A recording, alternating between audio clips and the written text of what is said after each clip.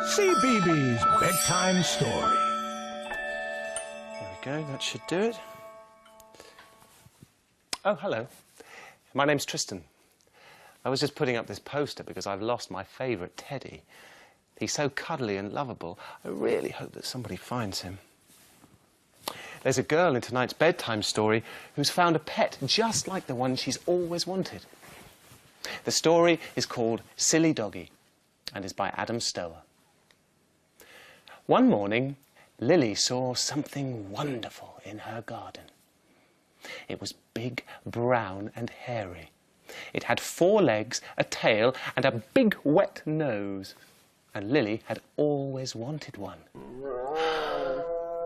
Doggy!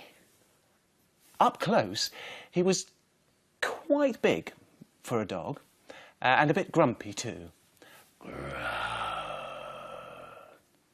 But Lily thought he was lovely. Nice doggy. He just needed someone to look after him, someone like Lily. So that's just what she did. Come on. After a busy day together, Lily and Doggy got home in time for tea. Doggy was so much fun, Lily was sure that Mum would let her keep him. She didn't. When Lily told her, Mum said Doggy would have a home of his own with people who would be missing him. Lily supposed she was right. Probably. So to help Doggy's owners find him, Lily made a poster. Found. One very silly doggy. Colour brown. Size big and shaggy. Tail short.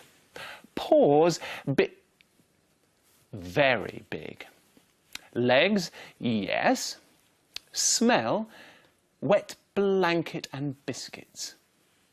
He is silly because, firstly, he never eats his dinner. Silly doggy. He likes going to the park, but he doesn't like walkies. He's no good at tricks. Sit.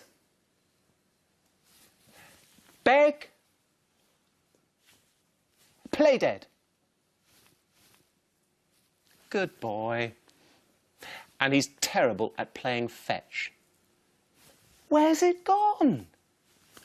Stay. Sit and stop showing off. Silly doggy. Leave. He never, ever, ever does what you tell him. Except in an emergency. Home, doggy! He can get sticky and mucky, and he doesn't like bath time. Stop wriggling, you big baby! But when he's washed, he looks very pretty. His favourite thing is scratching. My favourite thing is him. When the poster was ready, Lily and Doggy went out to stick it up. Secretly, Lily hoped no one would see it. But of course, someone did. That night, even though she knew he was happy back in his own home, Lily felt sad that Doggy was gone. But the next morning, she saw something wonderful in the garden. Kitty! Silly kitty. And that story was called Silly Doggy. Do you think Lily knew that Doggy wasn't really a pet dog? I hope she finds out what Kitty really is. Oh, look, here's Teddy. That's great, he's gone to bed already. And it's time for you to go to bed too. So night-night. I'll see you soon for another story. Right, come on, Teddies. Let's go. What? What's that? Oh, no, you're all my favourites, not just him. I promise. OK, let's go to bed.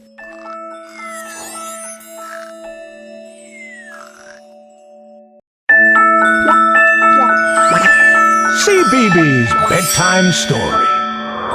So there's 1, 2, 3, 4, 5 sleeps until... Oh, hi! I'm Kim. I'm really excited as I'm going to a friend's birthday party soon. I was just working out how many sleeps I'll have before the big day. It's a really good way of working out when something will happen. And that's what the little field mouse in tonight's bedtime story is doing. Toast is very excited. It's nearly his birthday. He can't wait and he's very busy counting. The story is by Amber Stewart and Lane Marlowe and it's called How Many Sleeps? Toast woke early one morning. He knew that something exciting was going to happen, and it was going to happen soon. He could smell it in the quiet morning air, in the mist still hugging the ground, and in the autumn leaves trembling on the branches, ready to tumble a golden blanket over the wood. Toast watched, waiting for the first leaf to fall, because when the first leaf fell, it meant that it was nearly his birthday. "How many sleeps till my birthday?" he asked, as Mummy tucked him in. "Oh, too many to start counting now," smiled Mummy. "How many sleeps till my birthday?" Toast asked the next night, and the next, until one night Mummy said, "Just enough sleeps to deliver party invitations to all your friends." So the next day, that is exactly what they did. They delivered invitations all the way from Little Hollow to Big Oak Tree to Rabbit, Mole and Squirrel Redtail. "How many sleeps till my birthday now, Mummy?" murmured Toast, so tired from his long walk. "Just enough sleeps to go collecting party treats," whispered Mummy. After breakfast, they gathered armfuls of gold and rubies and special leaves for wrapping. "How many sleeps till my birthday from this exact moment?" Toast wondered, right in the middle of his bedtime story. "Exactly enough sleeps to help Mummy decorate the cake," said Daddy. In the morning, Mummy and Toast picked petals and berries and nuts for the cake. Then, together, they decorated it so that it was the best birthday cake Toast had ever seen. In bed, each evening, Toast lay dreaming of invitation delivering, of party treats, of birthday cake, and of what his present might be. And each evening, Daddy wondered quite worriedly, "How many more sleeps until Toast's birthday?" "Just enough, I'm sure," Mummy always said, secretly crossing her fingers. "Guess how many sleeps now, Toast?" said Mummy one morning. "How many?" wailed Daddy. "Just enough to wrap the party treats, put the candles on the cake, and get an extra special early night." "But that means," squeaked Toast, "that means my birthday's tomorrow." And it was. And there was easily enough time to love the gifts, play the party games, and eat up all the cake. And best of all, time for Toast to open a very special present and let all his friends share in the fun. When Toast's day had drawn to an end and he was giving Daddy a hug, he whispered dreamily, "How many sleeps till my next birthday?" "Just enough sleeps for Daddy to start on your next present," Mummy whispered back. But Toast was already asleep. And that story was called How Many Sleeps? I've got 1, 2, 3, 4, 5 sleeps until my friend's birthday. And it's nearly time for the first sleep right now. Maybe you're counting sleeps until something special happens too. Well, it's time for you to go to bed now. Sleep tight, and I'll see you soon for another story. Night-night. Now I think I'll just make myself a cosy cuppa before bedtime.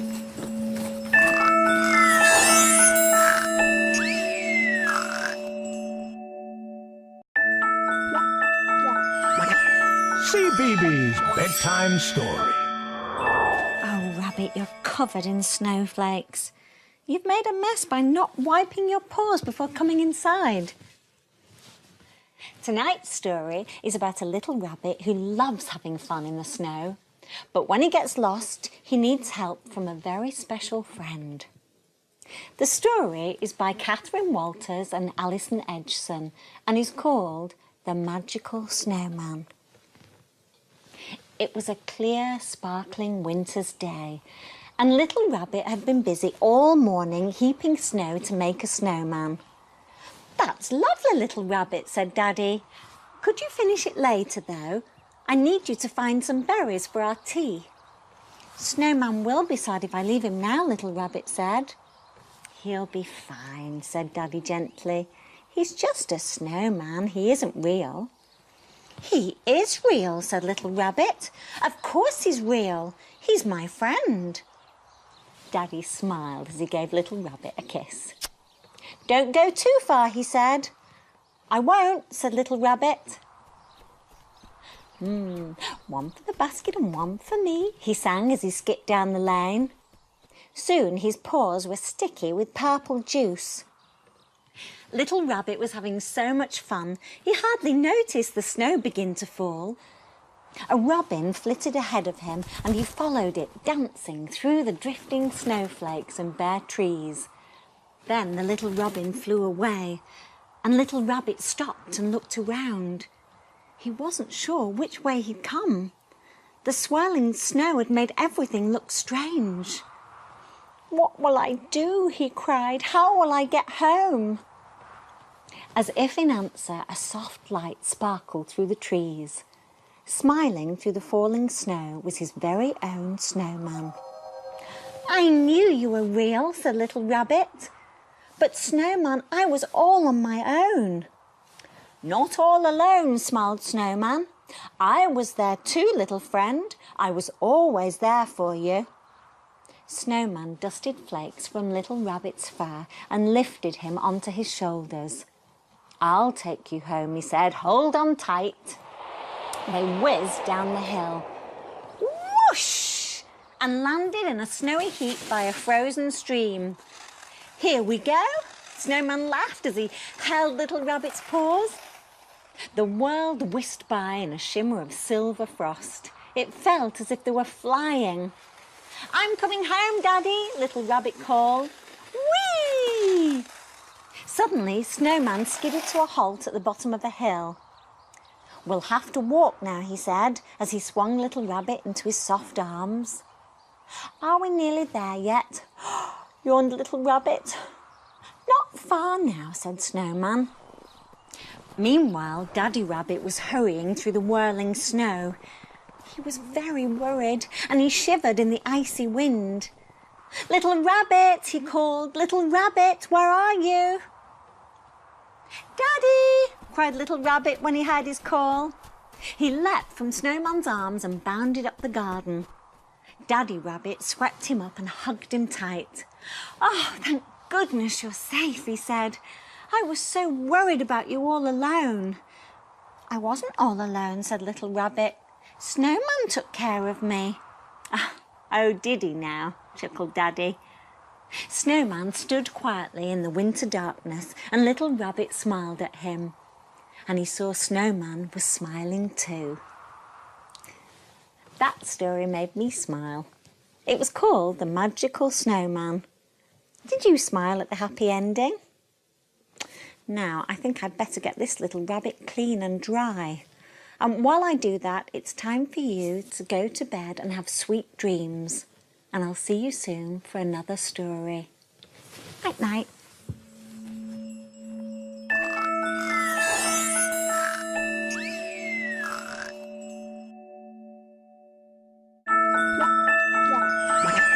CBeebies Bedtime Story. Oh, hello. I'm Ted. Did you see that? There it goes again. I think I know who it is. The superhero from tonight's bedtime story. Are you ready to hear it? Great. The story is called Underpants Wonderpants, and it's by Peter Bentley and Deborah Melman. Is it an eagle? Is it a plane?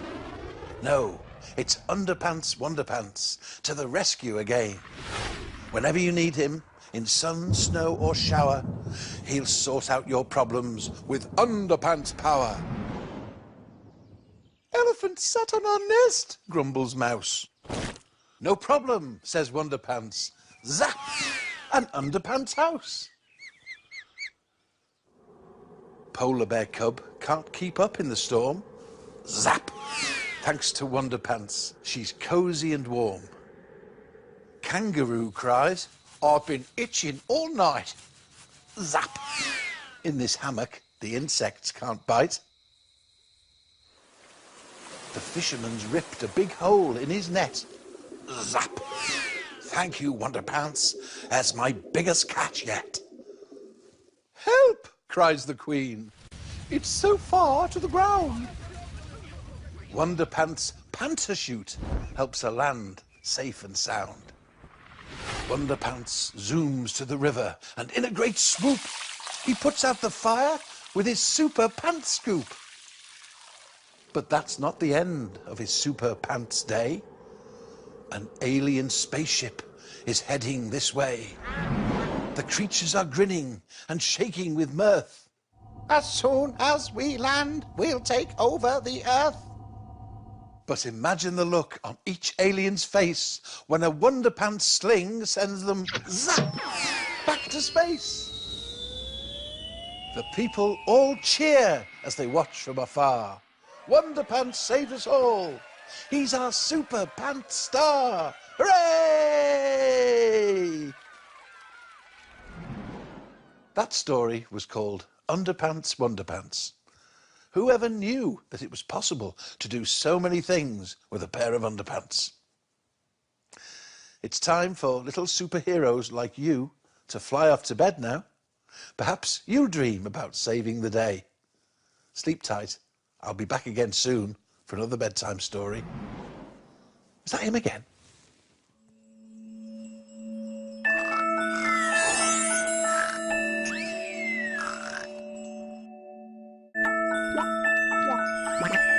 CBeebies Bedtime Story.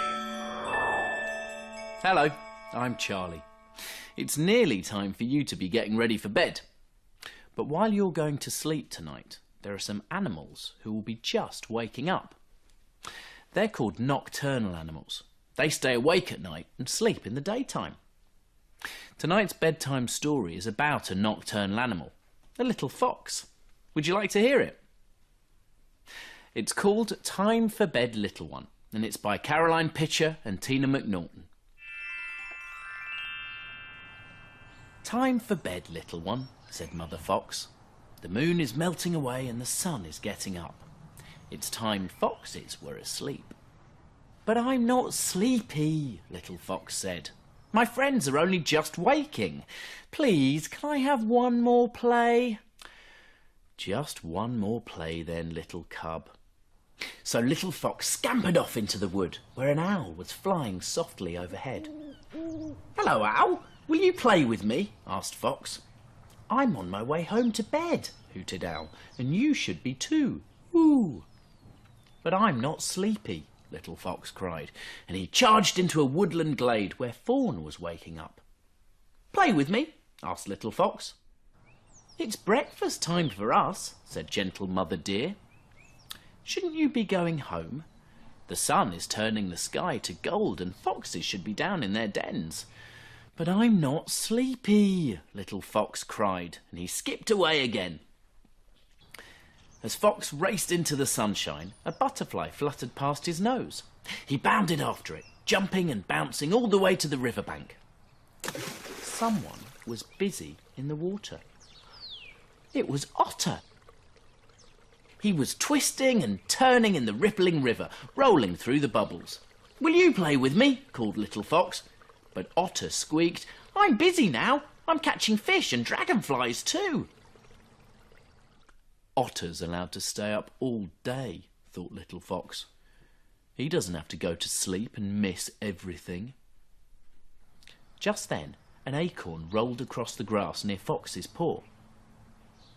He looked up, and there was Squirrel, high up on a branch. Catch me if you can, she cried, and dashed down the tree, shaking her shimmering tail. They raced into the woods through the crackly bracken, scattering the leaves and leaping over logs. The woods were rich with the smell of feathers and fur and peppery leaves. But Little Fox was getting tired and began to trail behind. Please wait for me, he panted. But I've got oodles of energy left, chattered Squirrel. Maybe you should be going to bed. The squirrel danced along the branch, leaping from tree to tree all the way through the woods. And then it was quiet. Little Fox was by himself. It's not fair, he thought. When I get up tonight, there will be no one left awake. I'll be all alone again. Little Fox sighed and padded home. He was so tired he could hardly even lift his head, and he nearly bumped into Badger. "Are you off to bed, Little Fox?" Badger asked. "I'm so tired, I can't wait to be snuggled in my set. Will you be there when I get up? We can play chase in the moonlight." "Yes! Oh, yes, I will!" cried Fox, and he trotted on home. At last he had a friend to play with in the night. Back in his den, Little Fox nestled down with his mum. She nuzzled his ears, and they cuddled up safe, a cosy pile of paws and tails. "Sleep well, my little one," his mother said. "When the moon is high and the stars crackle in the dark, you'll wake up full of life again." And Little Fox fell fast asleep. That story was called Time for Bed, Little One. Now it's time for you to go to bed and get some rest. You need to be full of energy tomorrow to play with your friends, just like Little Fox. Perhaps someone who loves you will tuck you in and give you a good night cuddle. I hope you sleep tight. I'll see you again very soon. Night-night.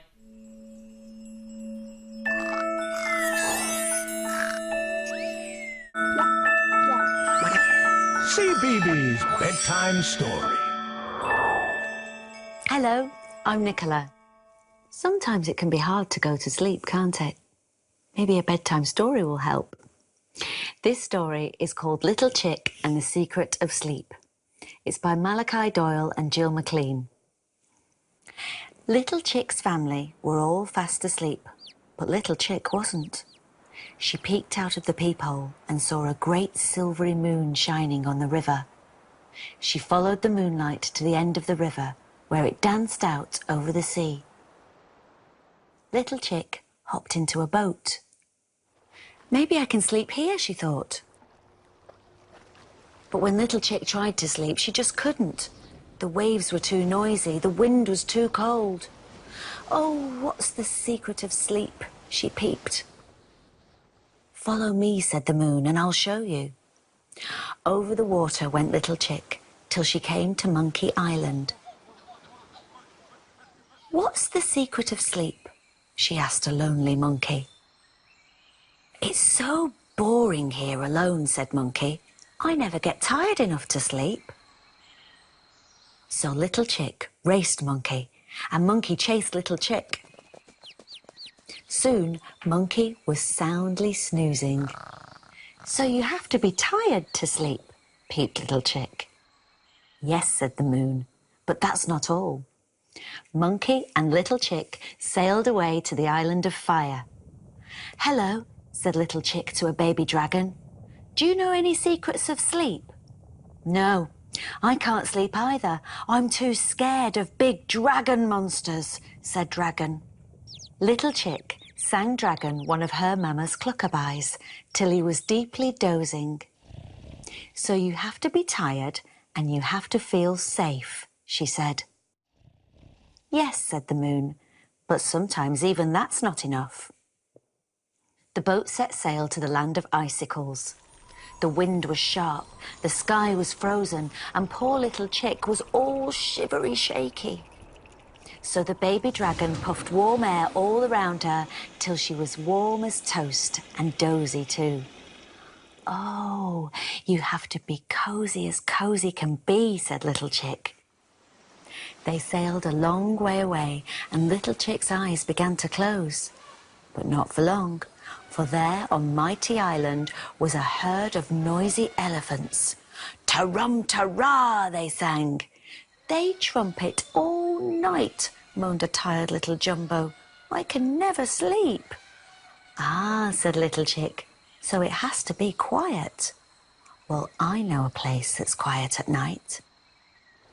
So she sailed away with her 3 new friends. luck, little chick, clucked Mamma and Papa. Yes, and I think I can sleep now, yawned little chick. For at last she'd found all the secrets of sleep. You need to be tired, safe, cosy, and quiet. That story was called Little Chick and the Secret of Sleep. Hope you enjoyed it. Now that Little Chick has helped you find all the secrets of sleep, have a big tired stretch and get yourself tucked up in your warm bed. Night night. I'll see you again soon.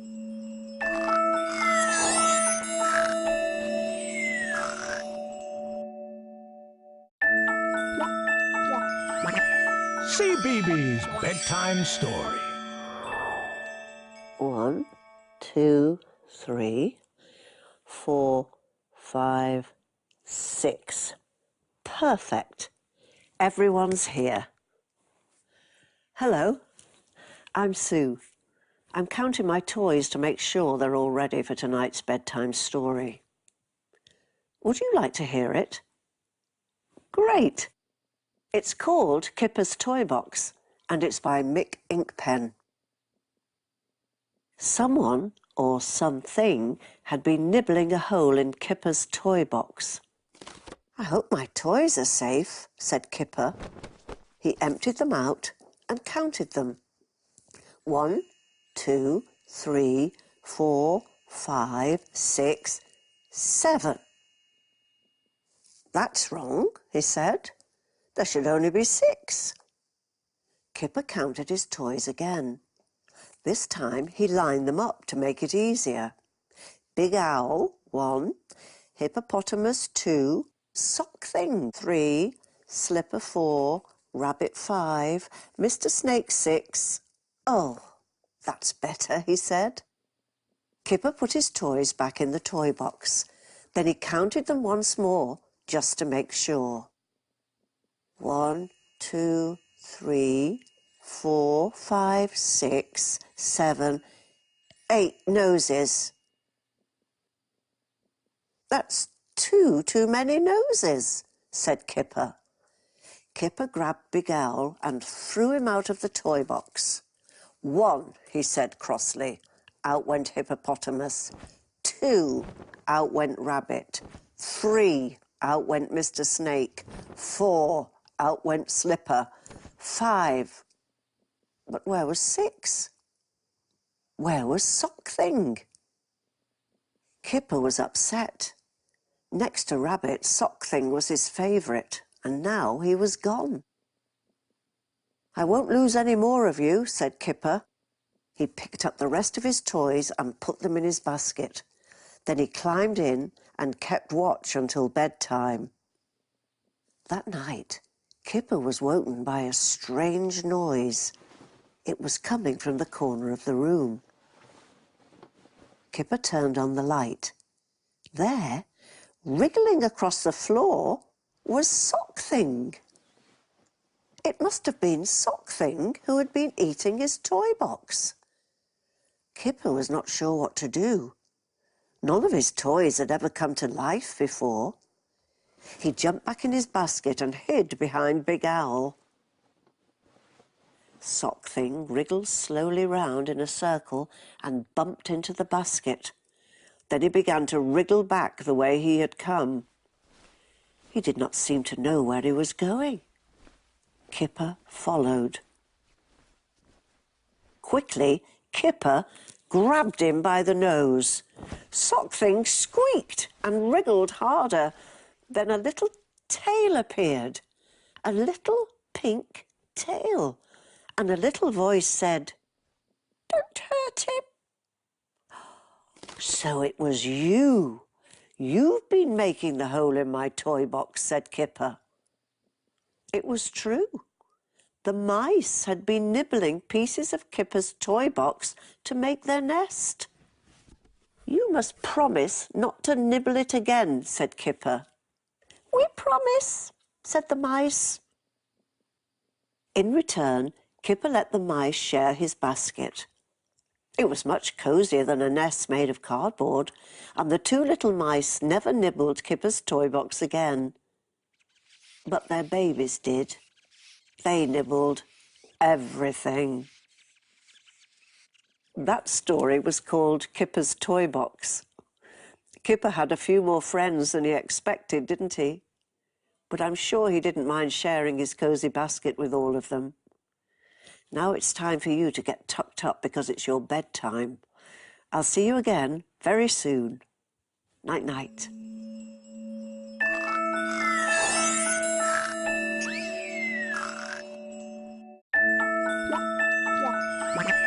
CBeebies Bedtime Story.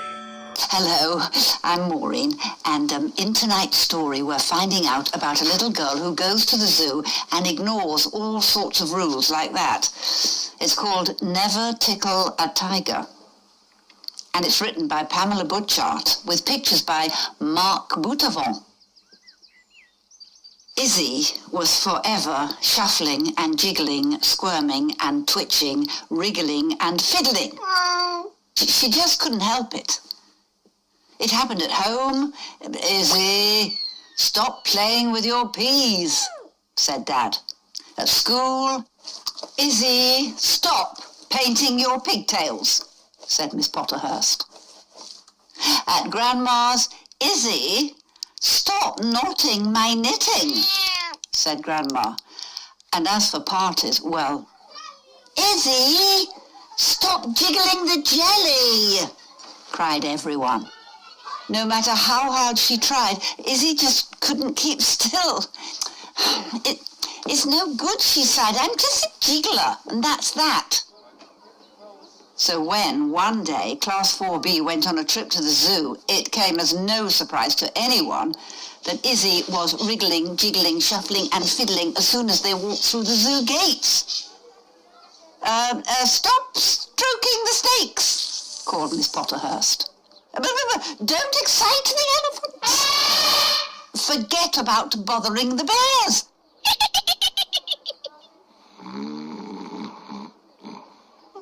Don't mess with the monkeys.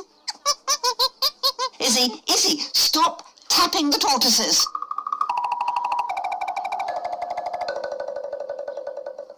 Stop poking the peacock. And never, ever tickle a tiger. At lunchtime, Izzy sat shuffling her sandwiches. It's so unfair, she said. I'm never allowed to do anything. And what's wrong with fidgeting anyway? Little did Izzy know that she was about to find out. Whilst all the other children finished their lunch, Izzy fidgeted her feet, bounced across the bench, shimmied onto the floor, wriggled under a bush, skipped past the aviary and danced along a path all the way to the tiger enclosure. I wonder, thought Izzy, and with that she reached out a feather and tickled the tiger. Roar! Roared the tiger. He threw his furry paws in the air, which broke a branch, which startled a snake, who bit a bear, who walloped a walrus, who splashed a sloth, who punched a penguin, who kicked a croc, who snapped at a skunk, who ponged a panda, who rammed a rhino, who hit the hippo, who wibbled and wobbled and splash! The lion roared, the parrot squawked, the snake hissed, and the elephant trumpeted loudly. Miss Potterhurst squealed, the children giggled, and the zookeeper came running. It was pandemonium. And it was all Izzy's fault. But then, stop! Shouted Izzy at the top of her voice.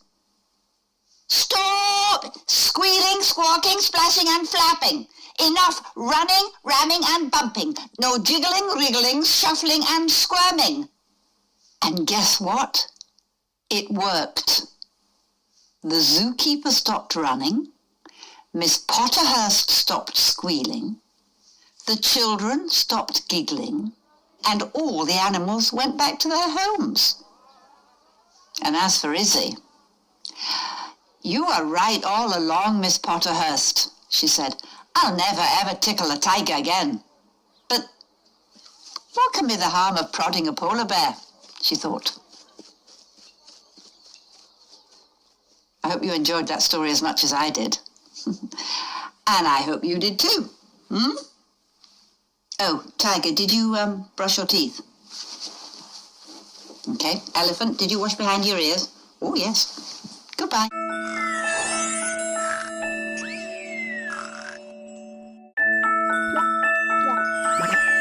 CBeebies Bedtime Story. Hello, I'm Saran. Are you all tucked up and ready for tonight's bedtime story? You are? Brilliant, because it's one of my favourites and I hope you love it as much as I do. It's called No Matter What and it's written and illustrated by Debbie Leary. Small was feeling grim and dark. Playing toss and fling and squash, yell and scream and bang and crash, break and snap and bash and batter. Good grief, said Large. What is the matter? Small said, I'm grim and grumpy, little Small, and nobody loves me at all. Oh, Small, said Large, grumpy or not, I'll always love you, no matter what. Small said, if I was a grizzly bear, would you still love me? Would you care? Of course, said Large, bear or not, I'll always love you, no matter what. Small said, but if I turned into a bug, would you still love me and give me a hug? Of course, said Large, bug or not, I'll always love you, no matter what. No matter what, said Small and smiled. What if I was a crocodile? Large said, I'd hug you close and tight and tuck you up in bed each night. Does love wear out? Said Small. Does it break or bend? Can you fix it, stick it? Does it mend? Oh, help, said Large. I'm not that clever. I just know I'll love you forever. Small said, but what about when we're dead and gone? Would you love me then? Does love go on? Large held Small snug as they looked out at the night, at the moon in the dark and the stars shining bright. Small, look at the stars, how they shine and glow. But some of those stars died a long time ago. Still they shine in the evening skies. Love, like starlight, never dies. Can you think of anyone who loves you as much as Large loves Small? You can. Well, give them a kiss goodnight because it's time to go to sleep. And when you look up at the night sky, remember that their love is like starlight, shining over you as you drift off to dreamland. Night-night. Sleep tight.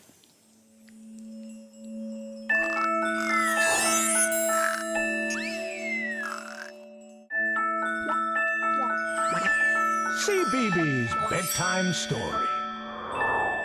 Hello, I'm Jenny. And as you can see, I've got curly hair. And you know what?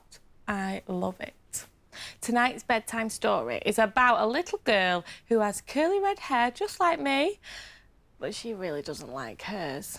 It's called I Don't Want Curly Hair, and it was written and illustrated by Laura Ellen Anderson. No, I do not want this big curly hair.